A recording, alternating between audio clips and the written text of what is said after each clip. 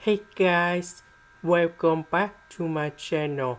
So today I will show you how to answer this one. So we have the formula in here.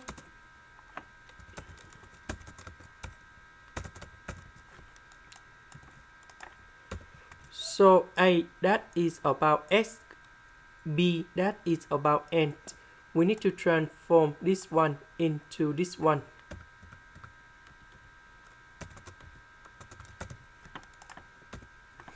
Next, we can use about interpretation by substitution.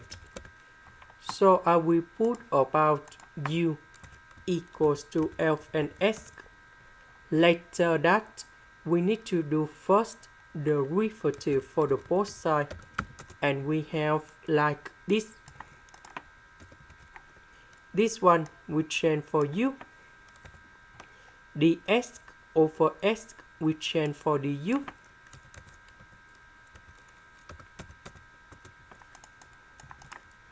The integration of this one, that is about Fn of the absolute value of u, and I will put about c.